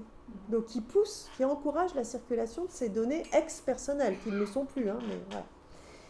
C'est une séparation qui peut se discuter, j'y reviendrai. Donc, ce qui est... dans la pratique, oui, j'ai mis un imaginaire prométhéen, c'est-à-dire, aujourd'hui, on est tous, on reste aujourd'hui, quand on lit la littérature grise des grands cabinets, les McKinsey, etc., on est toujours sur ce discours de « Big Data is the new oil ». C'est-à-dire qu'on a du mal à en sortir Et même si la nouvelle mode, c'est plus le big data, c'est l'IA, mais enfin, on ne peut pas faire d'IA sans faire du big data. Donc, en fait, ce sont les deux faces d'une même médaille. On est à nouveau dans ce discours des promesses qu'on connaît à chaque nouvelle génération technologique, hein, que la sociologie de l'innovation, la sociologie des techniques connaît bien, c'est-à-dire qu'à chaque fois, les promoteurs d'une technologie vont accoler à cette technologie toute une série de promesses qui vont être ce que j'appelle aussi des promesses un peu autoréalisantes, c'est-à-dire qu'on fait tellement miroiter le fait que, voilà, à chaque fois on a beaucoup employé le mot révolution, hein, c'est un mot qui revient régulièrement avec l'IoT, avec le big data, avec l'IA, etc., etc. On fait miroiter tellement de promesses qu'à la fin, cela permet d'attirer les financements publics, les financements privés, les compétences, etc., ce qui fait que ça devient des promesses un petit peu autoréalisantes. Et donc là, on est dans une logique, enfin, on est vraiment avec ces données anonymisées dans ce que j'appelle l'imaginaire du New Oil, quoi, c'est-à-dire les big data vont résoudre tous les problèmes et vont surtout être une source de valeur pour les entreprises absolument faramineuse. C'est vraiment, quand je dis valeur, là, c'est valeur monétaire, hein, et pas valeur d'usage. Et de fait, aujourd'hui, on voit de plus en plus d'acteurs qui tentent à mettre ces données-là au cœur de leur modèle économique. Alors je prenais des contre-exemples tout à l'heure en disant Uber n'en a pas besoin parce qu'ils ont des transactions financières, voilà. Mais de nombreux acteurs qui n'en auraient pas nécessairement besoin souhaitent avoir le beurre, l'argent du beurre et la crémière. Vous regardez Amazon, par exemple. Amazon, qui est un modèle économique basé là aussi sur du revenue sharing, enfin, soit de la vente directe, soit de la commission sur vente directe, soit du revenue sharing, du partage de revenus quand ils servent de boutique pour des vendeurs individuels, enfin des petits vendeurs, ils sont aussi dans l'exploitation massive de la donnée. Donc là, on est vraiment dans une course en avant sur la collecte de cette donnée, bien qu'il y ait des obstacles techniques. Et ça, moi, j'entends aussi un certain nombre d'entreprises qui commencent à désenchanter de ce discours du New Oil et qui s'aperçoivent que, comme les acteurs publics, ce que j'exprimais pour les acteurs publics tout à l'heure, avoir des données propres, facilement réutilisables, qu'ils peuvent croiser, parce qu'on a beaucoup parlé des data lakes, hein, ces espèces ou DMP, les plateformes de management de données, où des grandes entreprises se disent on va pouvoir croiser le fichier client avec les fréquentations en boutique, avec ceci, avec cela, et on va avoir une espèce de lac de données formidable qui va nous permettre de faire plein de choses. Et là, ils s'aperçoivent, comme pour les acteurs publics, que c'est extrêmement compliqué, coûteux, etc. Donc, on a aussi des obstacles techniques. Les principales controverses autour de ces données, on pourra en citer d'autres, mais il y a deux grandes controverses. Une sur le partage de la valeur, et là j'emploie le mot valeur au sens large, c'est-à-dire à qui vont servir ces données, et la valeur monétaire. Et donc certains disent, mais il n'y a pas de raison que... c'est un discours que vous entendez beaucoup en ce moment, hein, notamment autour de ce qu'on appelle le digital labor. Vous avez peut-être entendu Antonio Casilli, qui travaille beaucoup sur ces questions-là, qui dit, voilà, on est des travailleurs du clic, on est tous des travailleurs du clic et on exploite cette valeur sur notre dos, etc. Donc certains disent, il n'y a pas de raison, puisque nous, individus, nous sommes coproducteurs de cette donnée dans la ville. Pourquoi est-ce que seul le responsable de traitement, le collecteur, aurait le droit d'en tirer de la valeur ? Et là-dessus, il y a plusieurs réponses. Donc, celle d'Antonio Casilli, qui est de préconiser une forme de rétribution, de redistribution de la valeur vers les individus à travers un revenu universel. Je ne m'étends pas là-dessus, je le laisse, il s'exprime suffisamment dans l'espace public, vous pourrez le lire abondamment ou l'écouter sur les ondes sans difficulté. Et puis, j'ai pointé une autre approche qui circule beaucoup en ce moment et qui est pour moi une très mauvaise idée. J'ai mis une fausse bonne idée de façon pudique sur ma diapositive, mais je pense que c'est une extrêmement mauvaise idée pour dire les choses de façon plus directe, qui est l'idée qu'on pourrait résoudre cette problématique par une propriété des données des individus. C'est-à-dire que chaque individu deviendrait le propriétaire de ces données. Ce qui veut dire que la donnée personnelle passerait d'un régime de protection, d'un régime de liberté publique et de vie privée, à un régime marchand, en réalité. Donc vous voyez, on change complètement d'esprit. Ça, c'est régulièrement. Hein, on considère qu'on va résoudre les problèmes de la planète en marchandisant les ressources. C'est quelque chose qui revient régulièrement. Et là, certains se répandent dans l'espace public pour dire, ah ben voilà, si les gens sont propriétaires de leurs données, ils vont pouvoir les vendre. Et à ce moment-là, il y aura un partage de la valeur. Bon, je n'ai pas le temps de rentrer plus loin dans le débat, mais pourquoi c'est une fausse bonne idée? Parce que d'une part, ces données n'ont une valeur qu'à grande échelle, c'est-à-dire que ce n'est pas la donnée de tel ou tel individu toute seule qui a une valeur. Il existe déjà des startups qui ont essayé, qui ont proposé un service en disant « Ouvrez-moi vos données Twitter, Facebook, etc. Donnez-moi accès à vos données, je les collecte et je vais les monétiser pour vous. Et je vous rétribue pour ça. » Eh bien, même pour des internautes hyper actifs sur tous les réseaux sociaux, à la fin de l'année, si vous avez 3 €, vous êtes content. Donc, la motivation pour accepter d'ouvrir ces données à des tiers est proche du néant quand même. Ça, c'est pour ce qui est l'aspect motivation. Surtout, ça crée, en imaginant que cela fonctionne, ça crée des inégalités considérables, puisque vous aurez on retrouverait les infos riches et les infos pauvres, ceux qui pourraient se permettre de ne pas monétiser leurs données, et ceux qui, pour accéder aux services, devraient monétiser leurs données. Donc voilà. Bon, il y aurait plein d'autres arguments. Moi, j'ai écrit une petite tribune dans Le Monde sur ce sujet-là avec deux autres personnes. Si ça vous amuse, je pourrais vous envoyer le lien. Et puis, évidemment, la problématique cruciale, qui, moi, m'occupe beaucoup plus que celle du partage de la valeur, qui est celle de la fragilisation de nos libertés. Parce que cette logique de course en avant vers le big data et de construction de modèles économiques qui s'appuient sur la valorisation de la donnée fait qu'on est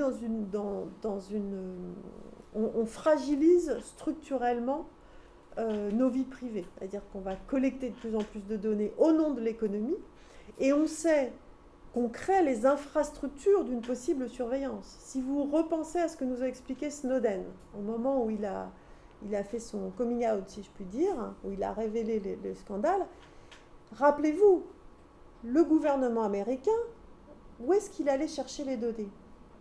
Chez les opérateurs télécoms et chez les GAFA.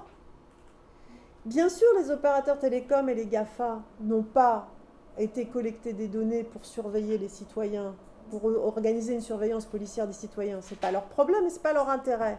Il n'empêche qu'une fois qu'ils ont, pour leur propre finalité économique, collecté ces données, ils ont rendu possible la société de surveillance par l'existence même de ces infrastructures.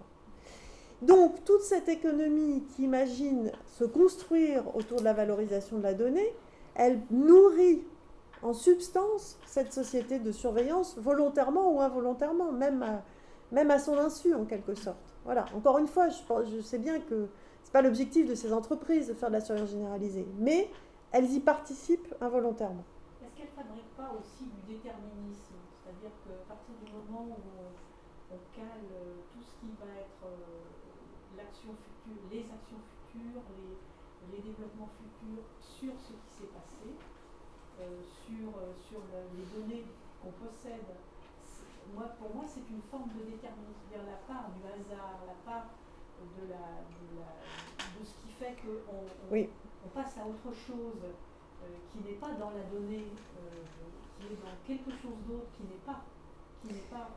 Alors là, on glisse vers une autre problématique tout à fait importante, qui est plutôt la problématique algorithmique. C'est-à-dire, une fois qu'on a ces données, la manière dont on va les exploiter va effectivement être conditionnée par le choix des données embarquées. Or, la donnée est un construit social. C'est-à-dire, ce que vous mettez dans votre base de données, comment vous le collectez, comment vous le triez, comment vous le nettoyez, etc. Tout ça, ce sont des choix humains derrière. La donnée, on a une espèce d'imaginaire sur la raw data, la donnée brute, qui serait une forme d'objectivation du monde. En réalité, la donnée n'objective rien. La donnée est un produit social. Et donc, à partir du moment où vous faites tourner vos algorithmes sur ce dispositif technico-social, effectivement, vous embarquez en même temps tout ce que la donnée a incorporé. Donc, effectivement, il peut y avoir une forme de déterminisme et de normativité, tout à fait. Oui, tout à fait d'accord. Là, c'est encore une autre problématique. qui nous entraîne plutôt du côté de l'IA et des algorithmes en général, déterministes ou non déterministes. Ce qui nous intéresse, nous, quand on utilise des données, comment est-ce qu'on est dans cette... Qu'est-ce que vous embarquez? Qu'est-ce qu'on embarque? Tout à fait, oui, non, tout à fait. Il y a eu des travaux passionnants qui ont été faits par, comment il s'appelle, Kate Crawford, qui avait montré, et puis aussi des formes de résistance urbaine qui sont très intéressantes.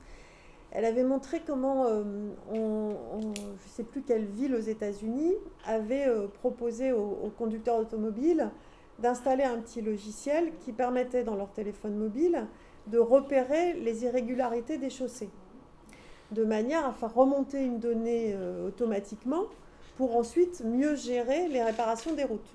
Ça paraissait de bon sens. Voilà. Or, elle montre que, à l'époque où elle avait fait ce papier-là, les équipements en smartphone, en ordiphone, étaient encore relativement le fait de privilégier. Enfin, disons que ce n'était pas toute la population. Et ça reste encore vrai. Il y a une frange de la population, même si le téléphone, l'ordiphone s'est démocratisé, mais il n'empêche que les plus pauvres, eux, sont exclus de cette capacité à remonter les données. Or, ce sont souvent les quartiers les plus pauvres qui ont les chaussées les moins bien entretenues. Donc, on nourrit une espèce de cercle vicieux, et c'est un très bon exemple de ce que vous avez décrit. Et à l'inverse, en forme de résistance, il y avait dans la foulée du mouvement Occupy Wall Street aux États-Unis, un mouvement qui s'appelait Occupy Sandy, habitants de New York, qui s'était rendu compte que là encore, les pouvoirs publics avaient organisé les aides après le passage de l'ouragan Sandy en s'appuyant entre autres sur les remontées des réseaux sociaux. Et là encore, les réseaux sociaux sont une cartographie sociale parcellaire. Donc eux avaient voulu produire une contre-information avec une plateforme contributive dans laquelle les habitants, les militants, etc., pouvaient partager de l'information sur l'état des désastres dans leur quartier, et notamment dans les quartiers les plus pauvres, de manière à réorienter non pas tant l'aide publique sur laquelle ils n'avaient pas la main, mais à organiser des formes de solidarité locale entre habitants qui aillent vraiment là où les gens en avaient le plus besoin. Donc, enfin, voilà, c'est deux exemples pour illustrer en positif et en négatif, enfin, oui, plutôt en négatif d'ailleurs, la problématique que vous avez soulevée. Il y a un autre aspect qui est lié à ça quand même, sur je ne sais pas si on peut parler du détournement d'usage, mais ou d'usage latéral. Sur l'entretien routier, il y a eu, vous voyez, il y a eu un exemple semblable dans la ville de Caen qui a eu cru bon d'équiper les bennes à ordures de système de capteurs pour voir l'entretien de la route et puis des signalisations. La communauté urbaine de Caen avait très bons objectifs là-dessus. Et au bout d'un mois ou deux, il y a eu une levée de bouclier très très ferme du personnel des bennes à ordures qui disait ils ont systématiquement débranché le système parce qu'ils se sont aperçus que... Vous n'étiez pas à Marseille. Non, c'était à Caen. Pas Marseille. On a bien connu ici le maire de la communauté urbaine, ça se passait. Et parce que c'était un suivi effectivement de la manière dont ils géraient leur itinéraire et en particulier comment ils géraient leur pause café, leur pause kaoba. C'est pour ça que je dis que c'était heureusement à Marseille. C'était sous Duron ou c'était avant? C'était à quelle époque? Il y a une vingtaine d'années. Ah oui, c'est vieux, d'accord. C'est vieux. Puis il y a encore plus vieux, il y a aussi au niveau des mairies, c'est un changement d'usage. Alors ça, c'est encore plus vieux. C'est dans un rapport de la CNIL, où en fait, la CNIL interdit à la ville de Marignane refuse à la Marignane l'autorisation de mettre en place un fichier citoyen. Un fichier citoyen, quand on regardait les documents, c'était bien, il y avait la composition du ménage, les gamins avaient mais ça, on en interdit tous les jours. Un régime particulier, etc. Et c'était, la ville de Marignane était très déçue, elle disait mais pourquoi c'est pour mieux gérer les prestations sociales. Et c'était après, quand on regardait le panel d'informations qui était lié, c'était tout à fait. On va y revenir. 2 ans après, la ville de Marignane est passée au Front National, et quand on regarde effectivement les panels d'information, on dit que la coût amélioré vraiment.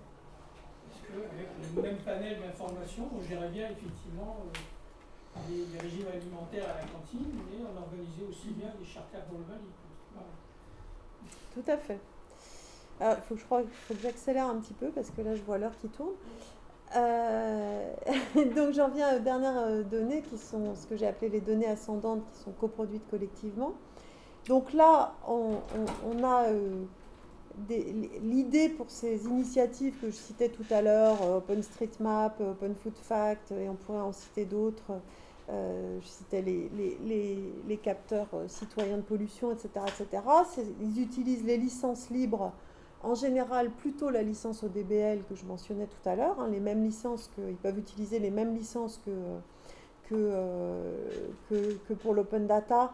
Mais je vous ai mis une capture d'écran avec les différentes licences. En fait, il y a aussi les licences Creative Commons. Voilà, bon, la figure ici vous représente l'ensemble des licences disponibles.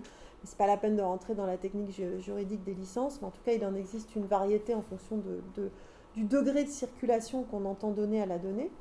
Et puis, évidemment, l'idée, c'est pour tous ces acteurs-là, c'est que ces données constituent un commun. Donc là, on rejoint un des sujets que vous aviez pu entendre discuter à Cerisy. Donc, si tout le monde est familier de la notion de commun, je passe très vite. Sinon, je fais une toute petite incise. Tout le monde connaît les communs. C'est bon? Ouais. Ok. Vous avez évangélisé tout le monde, c'est bien, super. Ça me permet de regagner un petit peu de temps. Donc, tout le monde connaît la personne qui est sur la photo. Vous avez droit à un joker. Hein. Non, c'est Elinor Ostrom. Voilà.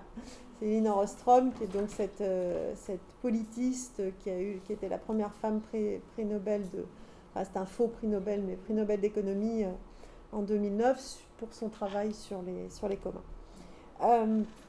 Alors là, sur ces données ascendantes par rapport aux autres données que je décrivais précédemment, je dirais que les principales faiblesses, c'est leur nombre extrêmement limité, la difficulté à multiplier ces données en commun.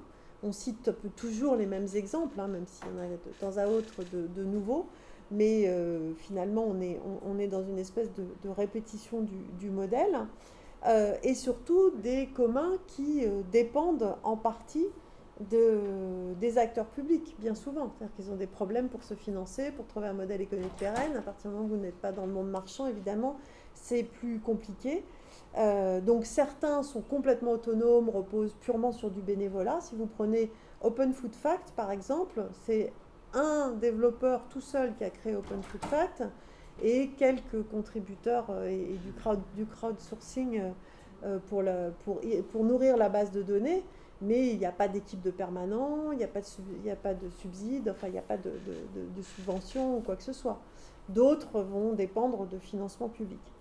Et quant à la controverse, c'est jusqu'à quel point l'acteur public, la collectivité territoriale, va être partie prenante de ces communs.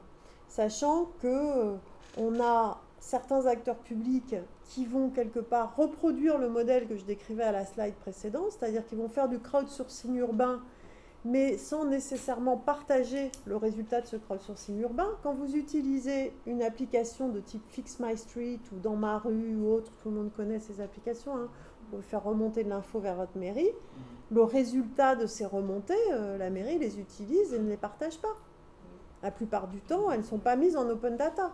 Donc là, on est vraiment sur de l'ambiguïté, c'est-à-dire qu'à la fois, c'est un vrai service intéressant pour le citoyen, mais en même temps, jusqu'où la donnée n'est pas, d'une certaine manière, elle aussi mise en enclosure publique, cette fois-ci plutôt que privée.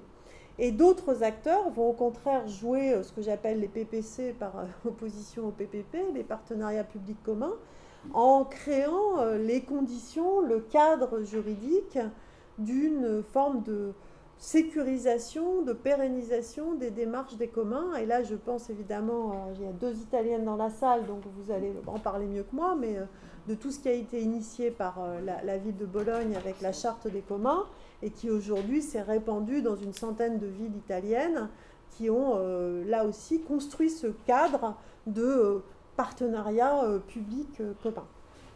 Donc si je résume, et puis j'en viendrai à ma dernière partie, je vais accélérer, je vois qu'il est tard.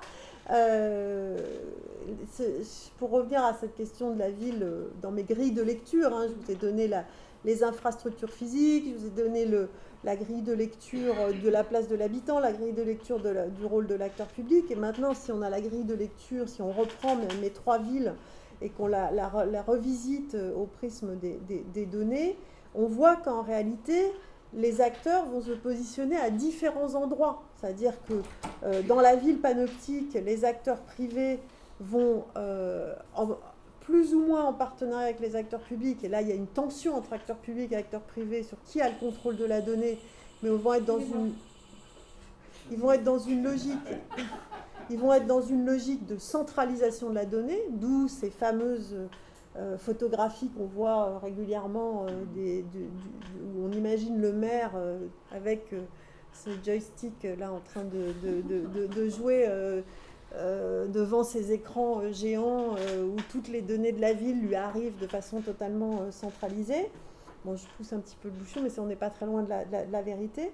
Et du côté des citoyens, on est sur des données qui sont recueillies passivement. Si on s'intéresse à la ville servicielle, les données sont, je vous rappelle tout à l'heure, je vous parlais d'infrastructures distribuées, par contre les données sont centralisées, mais cette fois-ci sous forme de verticale, c'est-à-dire les données de mobilité, les données d'habitat, les données de tourisme, les données, etc.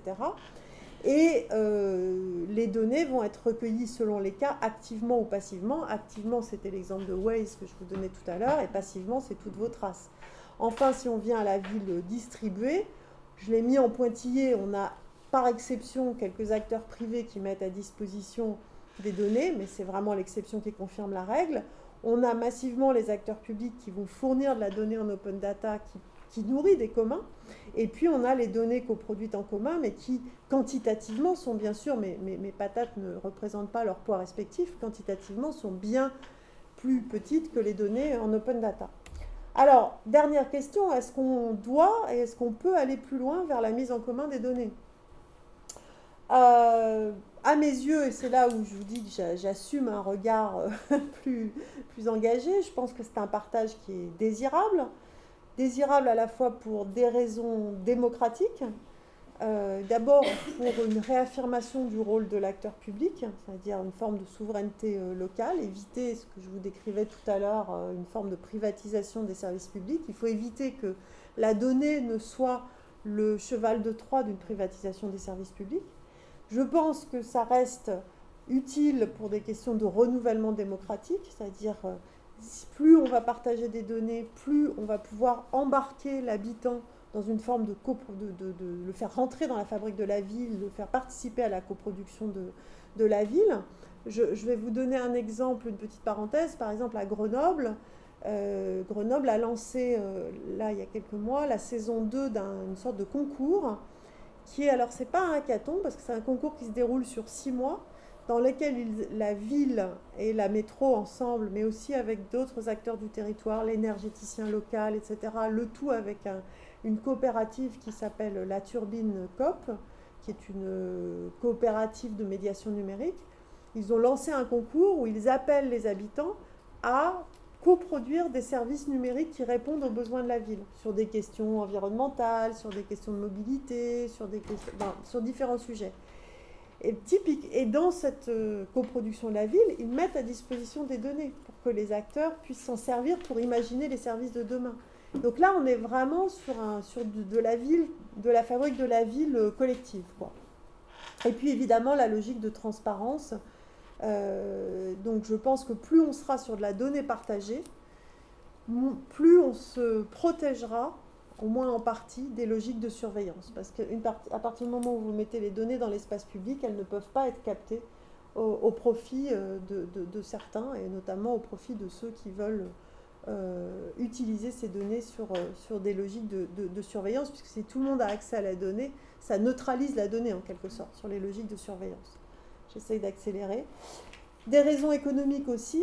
Évidemment, plus on a de la donnée en commun, plus ça peut nourrir des logiques d'innovation, de nouveaux services, etc. Bon, c'est une banalité de le dire, mais ça reste tout à fait vrai. C'est aussi une manière de déporter la concurrence vers des services, c'est-à-dire qu'au lieu qu'il y ait une course à la captation de la donnée entre les acteurs du marché, eh bien, plus les données seront mises en commun, plus la concurrence se fera sur la qualité du service et non pas sur la captation de la donnée.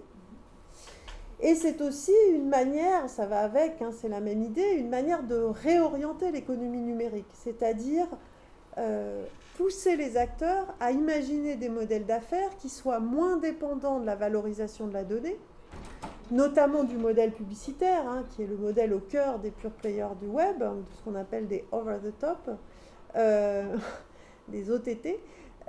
Donc c'est une manière de les inciter à chercher des modèles économiques qui ne soient pas data dépendants, si je puis dire.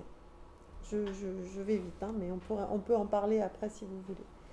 Alors, comment encourager cette mise en commun des données? Quels sont les différents chemins qu'on peut emprunter, qu'on peut imaginer d'emprunter? La voie législative.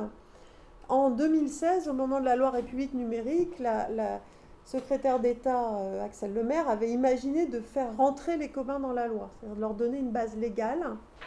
Elle n'y a pas réussi, parce que notamment les acteurs de la création culturelle y ont vu une menace au droit d'auteur. Si ça vous intéresse, on pourra en parler. Voilà. Moi, je pense que c'est certainement pas une menace au droit d'auteur. Il ne s'agit absolument pas de supprimer le droit d'auteur ou les droits voisins d'ailleurs. Il s'agit de trouver d'autres modèles de développement et d'autres modèles d'innovation et d'autres modèles économiques. Mais bon, ça a échoué.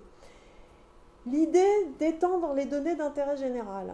Il y avait déjà une tentative d'extension, alors ça pas sous l'intitulé de données d'intérêt général, mais d'obligation, et ça rejoint un des points que vous avez soulevés tout à l'heure, d'obliger les acteurs de la mobilité, les acteurs du transport, de mettre en open data leurs données. Donc ça avait été déjà inscrit dans la loi Macron de 2015, mais le décret d'application nécessaire pour l'entrée en vigueur n'est jamais paru. Et cette idée revient dans la loi d'orientation des mobilités, qui est en plein débat en ce moment, qui va être adoptée, je ne sais pas quand, mais d'ici quelques jours. Voilà, qui est incessamment. Et a priori, si la loi n'est pas remise en cause, si le PJL, le projet de loi n'est pas remis en cause, logiquement, il devrait y avoir une obligation, sous certaines conditions, encore une fois, hein, de partage des données de mobilité, considérées là encore comme des sortes d'assets qui devraient être partagés et nourrir l'innovation.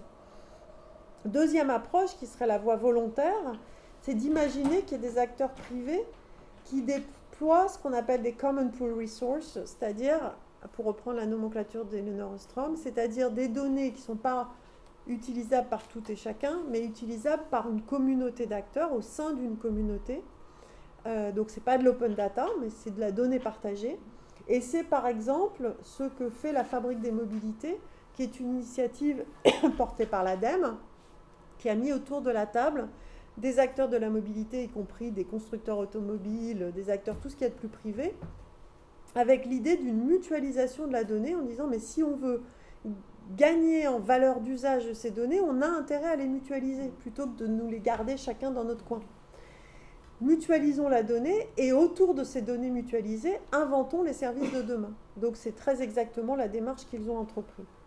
Une autre approche est celle qui a été poussée par le groupe Chronos, qui est une sorte de think tank autour des questions des mobilités, qui lui a proposé une régie des données multi-acteurs, c'est-à-dire l'idée qu'on puisse avoir une institution, un organisme qu'ils ont appelé régie, dans lequel les différents acteurs, publics, privés, citoyens, quels qu'ils soient, tous les producteurs de données, puissent mutualiser leurs données, qui ensuite seraient dans cette régie, elles pourraient être nettoyées, enrichies, croisées, et ensuite réutilisables par des tiers. Avec un grand point d'interrogation, c'est quelle gouvernance pour cette régie des données? Qui aura la main sur la régie des données? C'est un vrai sujet. Et puis enfin, on peut imaginer d'encourager les individus à partager leurs données, à verser volontairement leurs données dans des communs. Alors, au-delà de ceux qui existent déjà, on a un vecteur juridique aujourd'hui avec le RGPD, le Règlement général de protection des données, qui dans son article 20 prévoit un nouveau droit à côté des droits à l'information, droit d'accès, droit d'opposition, droit d'effacement, etc., qu'on connaît déjà, qui existait déjà dans la loi informatique et liberté de 78. On a un nouveau droit absolument essentiel qui est le droit à la portabilité, c'est-à-dire l'idée que les données que vous avez créées à l'intérieur d'un service, vous puissiez les récupérer, soit pour votre propre usage, vous les téléchargez dans votre ordinateur, pour les regarder, les manipuler, la mémoire, etc., soit pour migrer vers un autre service, ne pas être obligé de dépendre d'un service. Donc là, l'objectif principal étant de sortir des logiques d'enfermement de l'utilisateur à l'intérieur d'un service. J'ai 20 ans de données sur Facebook, je ne peux plus jamais aller migrer vers un autre réseau social puisque toutes mes données sont sur Facebook. Je n'ai pas envie de les perdre. Soit, eh bien, l'idée serait d'utiliser ce droit à la portabilité pour nourrir des communs. C'est-à-dire, je récupère mes données et si l'objet m'intéresse, à ce moment-là, je décide de les partager. Et c'est ce que propose déjà, alors on n'est pas dans la ville, là on est dans le champ de la santé, mais c'est ce que proposent déjà des coopératives comme MyData.coop ou Moi Patient. Moi Patient, c'est une plateforme qui est en train d'être créée pour les malades de maladies rares et de maladies chroniques. L'idée étant de verser ces données de santé à un acteur qui va fonctionner comme garant de ces données qui vont servir à des projets de recherche, bien sûr, mais la différence avec des plateformes comme Patients Like Me ou d'autres, c'est que la plateforme intermédiaire ensuite monétise les données des patients. Et c'est elle qui retire la valeur monétaire des études qui sont réalisées à partir des données de patients. Là, l'idée de MyData.coop et Moi Patient, c'est la même logique. Les données de santé vont servir à des études qui vont être vendues, mais par contre, le patient est partie prenante du choix des études, de l'orientation des recherches et donc de la réutilisation qui sera faite de ces données. Vous voyez la grande différence. Ça nécessite que les données n'aient pas de format propriétaire. Il y a toujours cette problématique du format, de l'ouverture, de l'interopérabilité. Ça, c'est quelque chose qui traverse tout ce que je viens de dire en permanence. Et puis, vous avez une initiative qui a été portée par la mairie de Barcelone, entre autres, mais avec, je crois qu'il y a aujourd'hui une dizaine d'autres villes, Amsterdam et d'autres en Europe, qui s'appelle Decode, qui est là une initiative partagée entre les villes, justement de rendre le pouvoir aux citoyens sur les données de la ville. Et qui est une très belle initiative. C'est un projet européen financé par l'Union européenne. J'espère qu'il va vraiment aboutir et j'espère surtout que la mairie de Barcelone pourra continuer à le porter. Avant-dernier slide quasiment. Encore une fois, j'insiste sur ce point, vous l'aurez compris, je suis très favorable à ce qu'on accroisse les données en commun.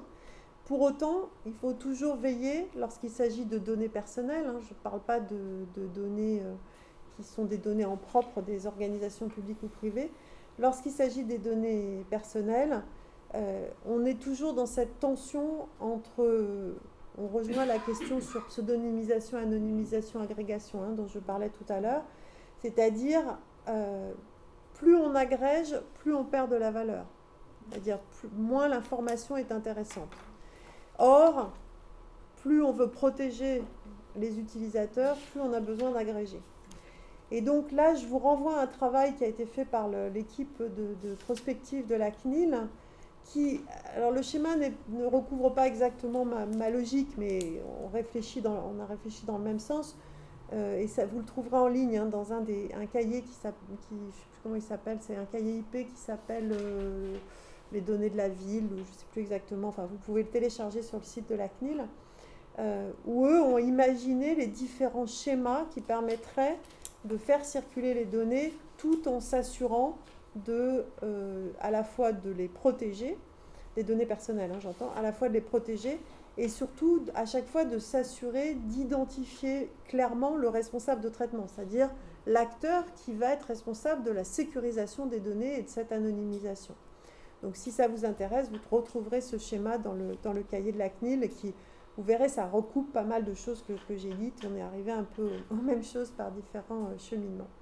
Voilà, et je finirai en disant que certains pensent que l'avenir de la Data City sont des projets comme celui qui est en train de mettre en place Dijon. C'était une capture d'écran de la Smart City dijonnaise qui est en train de se créer. Où, évidemment, j'imagine que vous avez tous entendu parler du projet d'Alphabet à Toronto qui s'appelle Sidewalk Labs, qui est donc sur un quartier de Toronto, où là, c'est vraiment Alphabet, maison mère de Google, qui va récolter toutes les données et être à la manœuvre. On est vraiment dans la privatisation de la ville pur jus, avec des mouvements de résistance très forts de la part des habitants. Si ça vous intéresse, je pourrais vous envoyer des liens vers les acteurs, les activistes les plus vociférants, dans le bon sens du terme.